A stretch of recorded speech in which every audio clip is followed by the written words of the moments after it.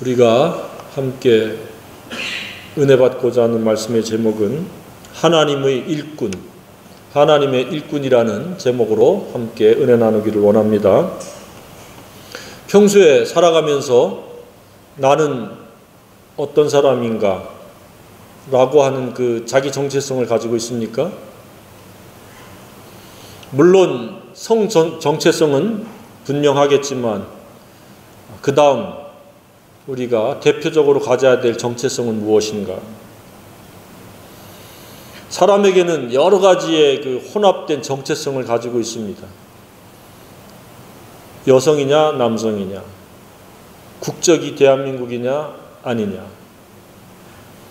또 지역이 어디 출신이냐, 키가 크냐 작냐 뭐 하는 이런 신체적인 것부터 시작해서 재능적인 것부터 시작해서 사회적인 것, 가정적인 것, 영적인 것, 다양한 정체성을 가지고 우리가 살아갑니다. 그러나 가장 중요한 정체성, 이를테면 대표적인 정체성은 하나님으로부터 말미암는 정체성이야 마땅할 줄로 생각합니다. 그러면 나는 하나님과 어떤 관계이며 하나님의 무엇인가 라고 하는 것이 대표적인 정체성이 되어야 마땅할 줄로 생각합니다. 평소 때 어떻게 생각을 하고 있습니까?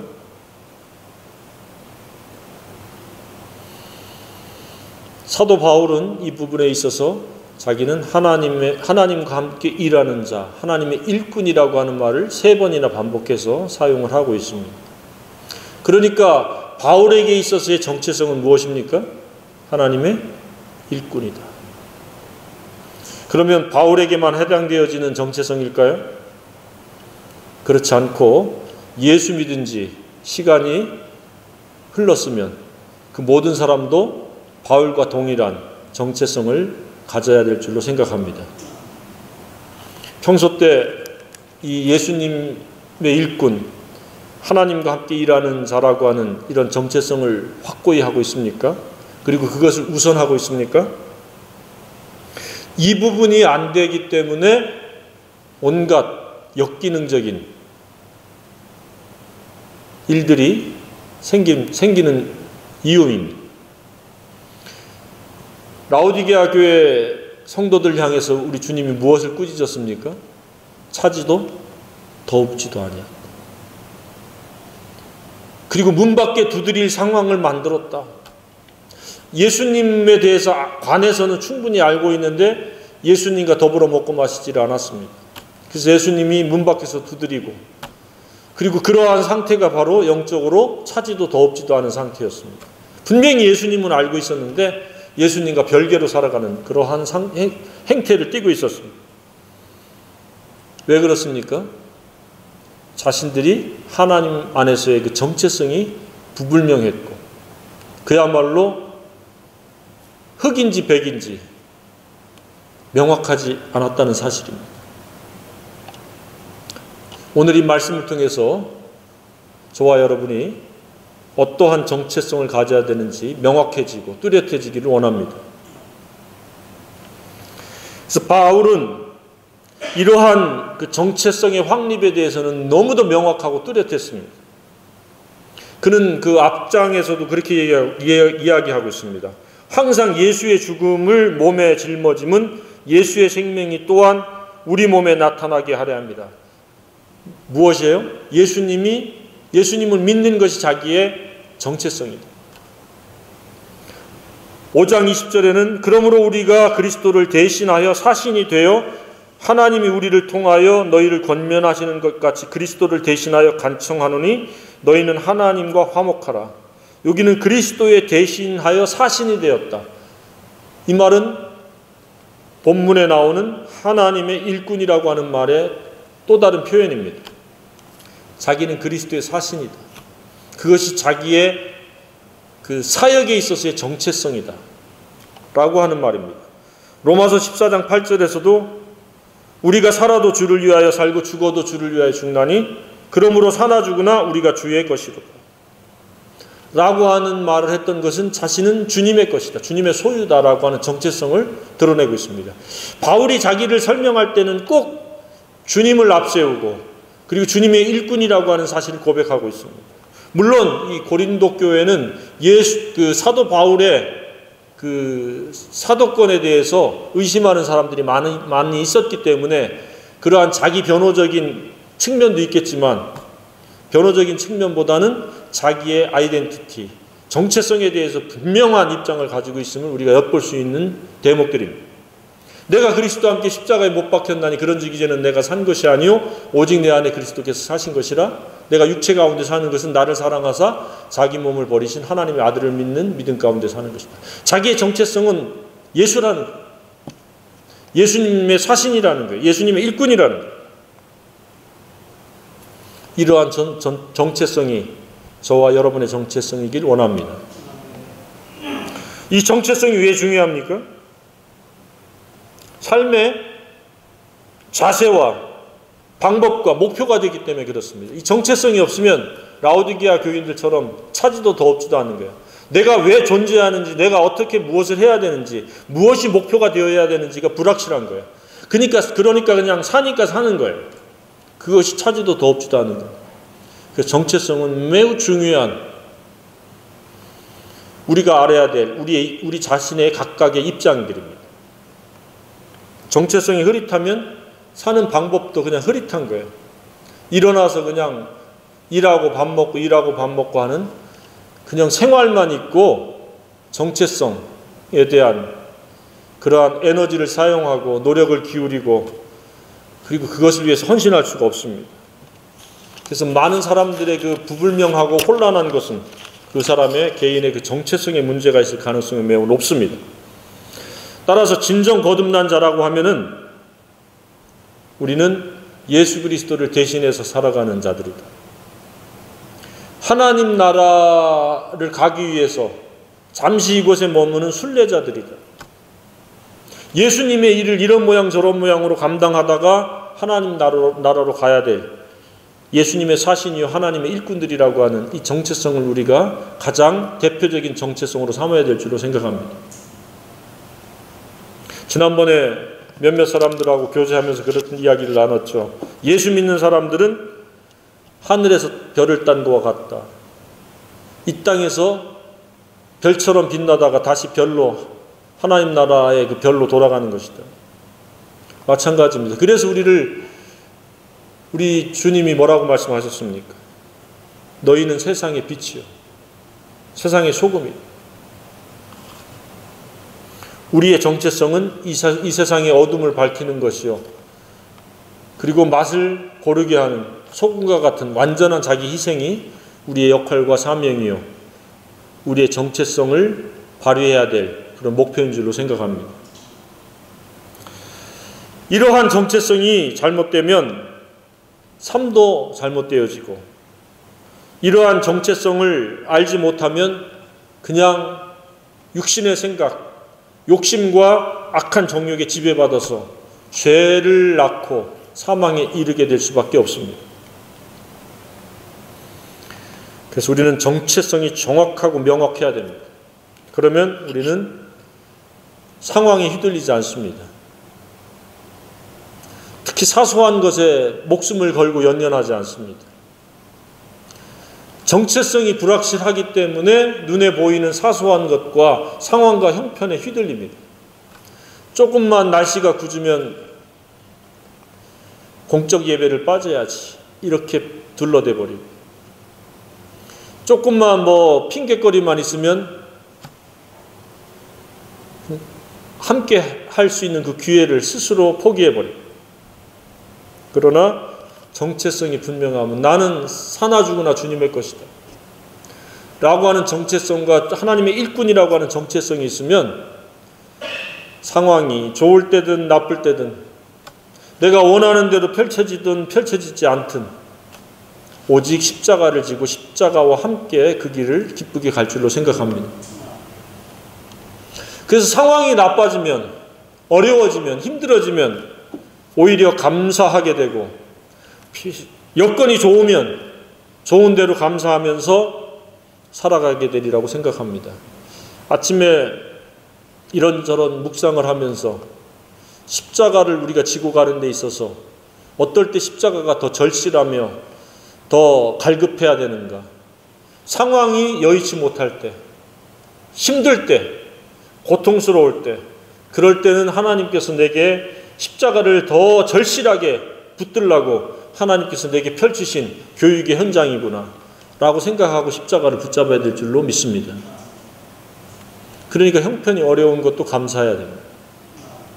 내게 최적의 환경이기 때문에 하나님이 그렇게 허락하신 겁니다. 되게 등 따시고 배부르고 내가 원하는 대로 펼쳐지면 십자가 붙잡으려고 하지 않습니다. 그래서 형편이 좋든지 나쁘든지 십자가를 지고 가면서 십자가를 절실히 간절히 붙잡고 있으면 하나님께서 편안한 날들도 안으로 평안이요 바깥으로도 편안한 날을 허락해 주실 줄로 믿습니다. 이처럼 자기 정체성은 삶에 휘둘리지 않습니다. 누가 기분 나쁜 말 한다고 해서 혈기로 반응하지 않습니다. 잠깐 우리가 분노에 화가 나고 성이 날 수 있을지 모르지만 그 분노에 지배받지 않습니다. 잠깐이면 족합니다.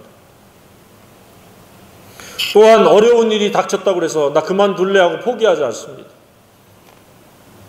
공동체가 힘들어도 함께 짐을 지고 나갑니다. 이처럼 하나님의 일꾼이라고 하는 이 바울의 그 정체성은 한결같이 흔들리지 않고 나아갔다는 이야기입니다. 그래서 그가 뭐라고 얘기합니까? 오만 어려움을 당했죠. 환난, 궁핍, 고난, 매맞음, 갇힘, 난동, 수고로움, 자지 못함, 먹지 못함, 그러한 환경 속에서도 꿋꿋이 갔다는 이야기입니다. 왜 그가 그렇게 갔어요? 하나님과 함께 일하는 자요, 하나님의 일꾼이라고 하는 자기 정체성이 분명했기 때문에 그 일이 가능했습니다.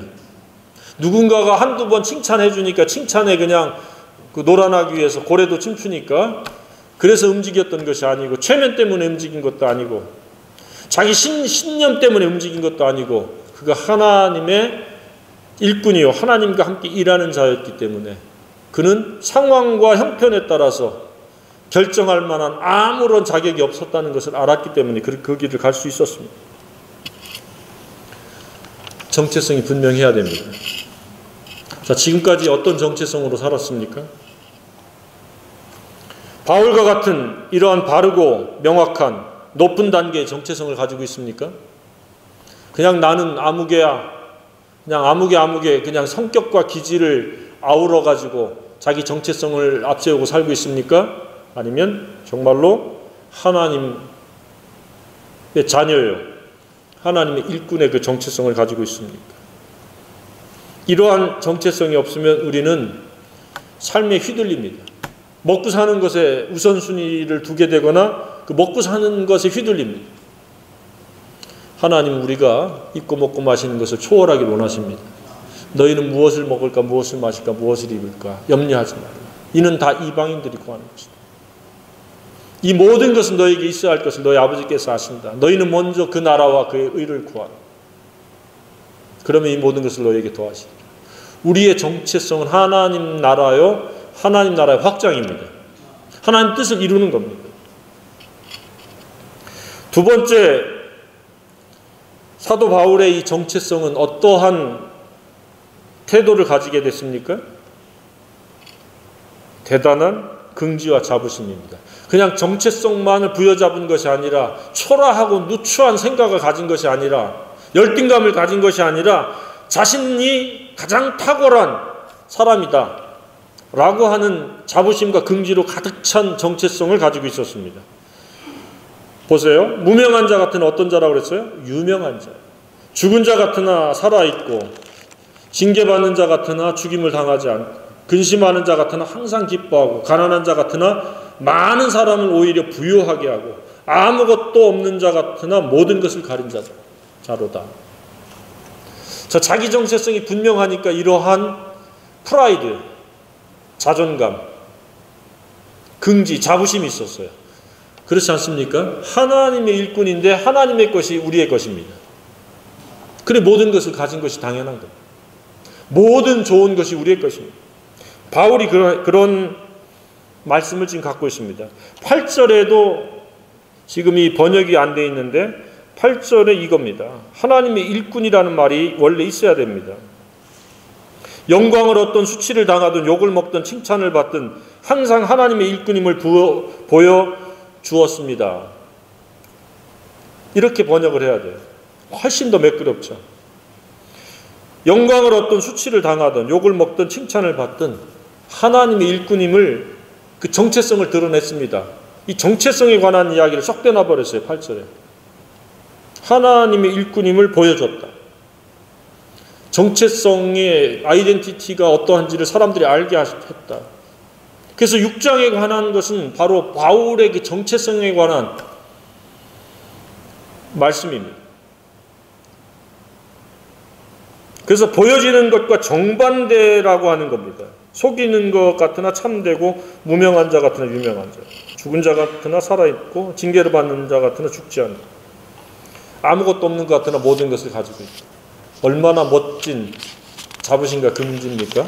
그런 자부심과 긍지가 있기를 주님의 이름으로 축복합니다.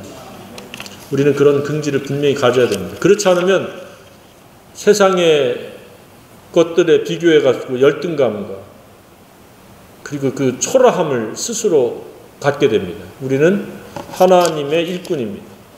하나님의 것이 우리의 것입니다.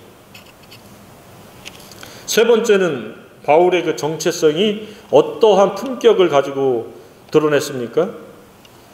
넉넉한 너그러운 마음을 표출했습니다. 그게 이제 11절부터 13절 아닙니까? 고린도인들이여, 너희를 향하여 우리의 입이 열리고 우리의 마음이 넓어졌으니. 이 하나님의 일꾼이라고 하는 이런 정체성을 가지고 있으니까 견디게 되고, 참게 되고, 인내하게 되고, 그리고 자부심과 긍지와 함께 온유한 품격을 갖추게 된다는 사실입니다. 그래서 그 정체성이 합당한 품격이 뭐냐 그랬더니 좁쌀 영감이 되는 것이 아니라 넓은 마음으로 품는 겁니다. 우리도 너희를 품었으니까 너희들도 동일하게 품어라. 그렇게 권면할 수 있는 사람이 바로 분명한 정체성을 가진 사람입니다. 만약에 바울이 이런 정체성이 없었으면 같이 싸웠을 겁니다. 말로 논쟁을 했거나 더 나아가면 치고받고 싸우는 게 왜 그렇습니까? 너그럽지 못하기 때문에 그렇습니다. 그러면서 7장 23절에도 보면은 너희는 값으로 사신 것이니 사람들의 종이 되지 말라. 오직 주님의 종이기 때문에 너희들도 예수님처럼 살아라, 그 이야기.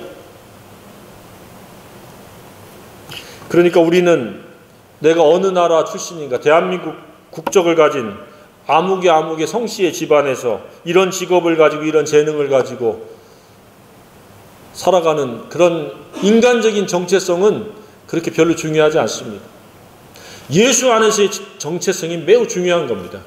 그러면 모든 것을 긍정으로 받아들이는데 그냥 육신적인 정체성을 가지려고 그러면 나는 뭐 못생겨서 잘생겨서 뚱뚱해, 뭐 아니면 나는 너무 말랐어, 나는 뭐 키가 작아 커, 이러한 불필요한 정체성들을 끌어안고 살아가게 됩니다.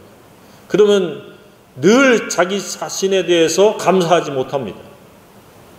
그러나 하나님의 일꾼이라고 하는 정체성을 가지면 그런 신체적인 것, 가문적인 것, 사회적인 것을 초월하게 될 수 있습니다.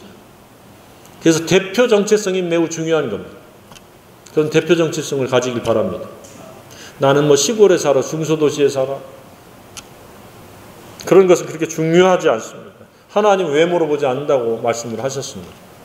중심을 보신다. 그 중심을 뭘 보시겠습니까? 우리가 하나님을 향한 어떠한 정체성을 가지고 있는가, 이것을 하나님이 보십니다. 네 번째는 무엇입니까?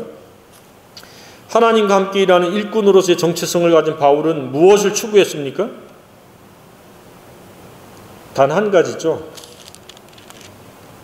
하나님의 은혜를 받고 구원을 이루라는 겁니다. 그게 1절로 2절입니다. 1절 하반절, 중반절부터 하나님의 은혜를 헛되이 받지 말라. 주변을 바울이 둘러보니까, 고린도 교회를 살펴보니까 은혜를 받는 사람도 있는가 하면 은혜를 헛되이 받는 사람들이 있었던 거예요. 그래서 하나님의 일꾼이라고 하는 정체성의 안목으로 그 교인들을 바라보니까 은혜를 헛되이 받는 사람들이 있는 거예요. 그러니까 은혜를 받지 못하니까 어떤 일이 일어나요? 구원을 이루어가지 못하는 거예요. 그래서 바울의 아이덴티티, 정체성은 하나님의 일꾼인데 하나님의 일꾼의 핵심은 뭐냐? 다른 사람들로 하여금 은혜 받게 하는 것이다. 그러니까 오늘날 저와 여러분은 뭐예요? 다른 사람들로 하여금 은혜 받도록 하는 통로요, 도구요, 은혜 받는 방법을 공유하도록 쓰임받는 것이 우리의 정체성이 되어야 마땅할 줄로 생각합니다. 우리는 그 도구예요. 그래서 은혜는 매일 필요하고 항상 필요합니다. 그래야 우리가 구원을 이루어갈 수 있다는 이야기입니다. 그러니까 하나님의 일꾼은 자신의 영성관리도 잘할 뿐만 아니라 다른 사람도 하나님의 은혜로 말미암아 구원을 이룰 수 있도록 그런 영성관리하도록 돕는 역할자가 되어야 한다는 겁니다. 은혜는 그냥 바란다고 받을 수 있는 것이 아닙니다. 어떻게 받을 수 있어요? 은혜는 은혜 받을 만한 그러한 영성을 갖춰야 됩니다. 구약에서는 은혜를 어떤 사람에게 은혜를 주신다고 하셨어요? 하나님을 사랑하고 그 계명을 지키는 자는 천대까지 은혜를 주신다. 사랑과 순종이라고 하는 조건이 충족되어질 때 은혜는 역사되어진다는 겁니다. 그러니까 은혜를 헛되이 받는다는 것은 뭐예요? 하나님을 사랑하지 않고 순종하지도 않으면서 은혜를 받으려고 하니까 은혜를 헛되이 받는 것입니다. 하나님은 사랑의 대상입니다. 은혜 받는 1차적인 조건입니다. 하나님 사랑하십니까? 그 은혜에 관한 이야기들은 굉장히 많이 나오죠. 뭐예요? 그러니까 이 은혜 받는 이야기는 지금 본문을 요약하면 뭐예요? 중도 포기하지 않는 것이고 임의로 살지 않고 진리로 말미암아 산다는 것이고 긍지와 자부심으로 산다는 것이요 그 넉넉한 품격 모든 사람들을 이렇게 포용할 수 있는 품격이요 성별되고 거룩한 것까지가 은혜의 목적인 거예요. 그리고 은혜 받는다는 뜻이에요. 그러니까 하나님께서 주시는 오늘날의 은혜는 뭐예요? 예수 그리스도 십자가로 말미암는 죄사함과 또 자기를 부인하고 자기 십자가를 지고 가는 것이 은혜입니다. 그러니까 예수님이 없고 십자가가 없으면 그 사람은 은혜 받지 못하는 겁니다. 예수 그리스도를 영접하고 날마다 자기 십자가를 질 때는 바로 그 성령이 마음의 보좌에서 우리를 통치하고 다스리는 겁니다.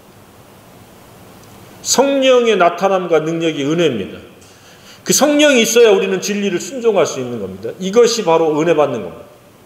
은혜를 받고 있습니까? 그런데 은혜를 헛되이 받는 자가 있고 본문에처럼 은혜에 이르지 못하는 자가 있어요. 은혜에 대해서 이렇게 예수님의 십자가를 이야기하고 성령님을 이야기하고 진리를 이야기하는데 들을 때뿐이에요. 그러니까 사탄이 와서 들었던 말씀을 다 뺏어가는 것이 은혜에 이르지 못하는 게 히브리서 12장 15절에 나오지 않습니까? 그리고 은혜로 매일매일 가다가 은혜에서 떨어진 자가 있다. 어떤 자예요? 정말로 예수 그리스도 십자가로 살다가 어느 순간에 십자가를 내려놓고 자기 욕심과 자기 생각으로 살아가는 거예요. 자기 노력으로. 그 은혜에서 떨어지는 거예요. 한결같이 은혜로 살기를 주님의 이름으로 축복합니다. 은혜 아니면 힘들어서 살 수가 없어요. 그 다음에 네 번째는 뭐예요? 은혜를 방탕거리로 삼는 자가 있어요. 나 은혜 받았으니까 마음대로 살아도 돼. 내가 하고 싶은 거 다 해도 돼. 라고 하는 그러한 방종, 방탕, 세격거리로 삼는 사람들이 있는 거예요. 충분히 그럴 수 있습니다. 그 은혜를 오남용하는 겁니다. 은혜에 대한 바른 생각을 갖지 못하는 겁니다. 은혜는 그렇게 마음대로 살라고 주시는 것이 아닙니다. 십자가를 지고 가라고 주시는 하나님의 선물입니다. 이처럼 은혜를 받고 은혜로 구원을 이루어가는 사람은 언제나 소수입니다. 은혜에 참여한 자라고 이렇게 표현을 하고 있는데 은혜에 관한 이야기들은 많이 할 수 있지만 은혜를 받고 은혜를 누리며 구원을 이루어가는 사람은 그렇게 많지 않아요. 고린도 교회도 틀림없이 그랬던 것 같아요. 은혜를 헛되이 받는 사람들이 상당수가 있었습니다. 갈라디아 교회는 은혜에서 떨어진 자들이 있어요. 히브리 유대인들에게는 은혜에 이르지 못하는 자가 있어요. 쓴뿌리가 있어요. 자기의 감정과 자기 육신의 그 보복심, 증오심이 가득 차가지고 결코 은혜로 나아갈 수가 없는 거예요. 우리 마음속에 은혜에 이르지 못하게 하는 요소들이 있습니까? 완전히 내려놓길 주님의 이름으로 축복합니다. 은혜를 받아야 돼요. 바울은 이미 자기 정체성에 분명할 뿐만 아니라 은혜로 살아가는 것을 알았기 때문에 이야기들을 하고 있는 거예요. 하나님의 은혜는 죄사함의 구원, 의롭게 되어지는 그 은혜뿐만 아니라 날마다 자아와 세상과 사탄과 싸워 이길 수 있는 유일한 능력입니다. 그래서 그 하나님의 은혜를 우리는 사모해야 되고 은혜의 보좌 앞으로 날마다 나아가야 됩니다. 그 은혜는 하나님을 사랑함으로 시작되어지고 순종함으로 우리가 그 은혜를 덧입게 되는 줄로 믿습니다. 이렇게 우리가 은혜에 대해서 말을 바꾸면 어떻습니까? 은혜가 아니면 우리는 육신의 생각의 종노릇함으로 말미암아 죄와 사망에 이르게 되고 세상을 사랑하게 되고 사탄의 미혹을 받아서 하나님 아닌 다른 것들과 영적 음행에 간음에 빠질 수 있다는 사실입니다. 그러니까 영성관리란 무엇입니까? 하나님의 은혜를 헛되이 받지 않는 겁니다. 하나님의 은혜를 제대로 받는 게 영성관리의 방법입니다. 영성관리를 잘하면 온갖 어려움과 방해와 괴로움과 박해와 고난이 있어도 휘둘리지 않고 흔들리지 않고 참고 견딜 수 있습니다. 그러나 은혜가 없으면 중도 포기합니다. 넘어지고 쓰러집니다. 때가 이르르니 사람이 양식이 없어 주림이 아니며 물이 없어 가람이 아니요 여호와의 말씀 듣지 못한 기갈이라. 영적 기갈은 은혜 받지 못하는 겁니다.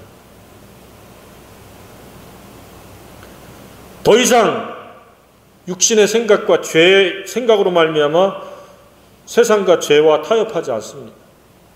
죄의 종노릇하지 않습니다. 영성관리를 잘해서 은혜를 받으면 성령이 우리 속에서 위로하는 그 위로의 음성을 듣습니다. 너희는 세상보다 더 소중한 존재다 라고 하는 자부심과 긍지가 생기게 됩니다. 그냥 세상 조금 잘나가 보이는 사람들에게 부러워할 필요가 없습니다. 온유와 겸손과 같은 자비와 긍휼과 같은 넓은 마음을 갖게 돼서 모든 사람과 인간관계를 맺게 됩니다. 어둠의 세력을 구별하고 그들과 단절하면서 성별된 삶을 살아갑니다. 그들을 본받지 않습니다. 깨끗하고 순결하여 거룩함을 이루어갑니다. 흠이나 점이 없습니다. 하나님의 은혜의 최종적인 목적은 거룩함을 온전히 이루는 겁니다. 흠이나 점이나 세상에 때묻는 것이나 타협하는 것이 아니라 마음이 깨끗하고 양심이 청결하고 순수한 순결한 마음으로 하나님을 온 전심으로 사랑하고 하나님의 뜻에 전폭적으로 순종할 수 있는 그러한 태도가 거룩입니다. 하나님의 은혜는 우리를 경건에 이르게 하고 경건의 연단을 받아서 거룩에 이르게 하는 줄로 확신합니다. 바울은 본문에서 이처럼 자신과 자신의 동역자들을 일컬어서 하나님의 일꾼이라고 하는 것을 반복적으로 강조하면서 자기 정체성을 드러내면서 권면을 했습니다. 우리도 모든 사람들을 만날 때 나는 하나님을 믿는 사람이요, 나는 하나님의 일꾼이요, 하나님의 일꾼으로서 나는 이렇게 권면을 합니다. 이렇게 되기를 바랍니다 라고 할 때 하나님 영광 받으시고 하나님의 그 말씀이 결실되어지는 그 은혜에 우리가 도구가 될 줄로 확신합니다. 우리는 은혜를 받아서 하나님의 일꾼됨을 만천하에 알리고 살아야 됩니다. 가족들에게 그러해야 되고 친지들에게 그러해야 되고 이웃들에게 그러해야 되고 우리가 만나는 모든 사람에게 그러해야 됩니다. 누군지 모르는 정체성이 불분명한 사람은 차지도 더없지도 않은 사람, 토해내치고 싶은 그런 가증한 존재들입니다. 한 사람도 그런 분이 없기를 바랍니다. 우리는 하나님의 일꾼, 하나님과 함께 일하는 자들입니다. 오늘도 내일도 우리에게 주어진 날이 얼마일런지 모르지만 하나님과 함께 일하는 자로서 또 하나님의 일꾼으로서 그 정체성을 드러내는 데 있어서 주저하지 않고 대표적인 정체성이 돼서 쓰임받게 되기를 주님의 이름으로 축복합니다.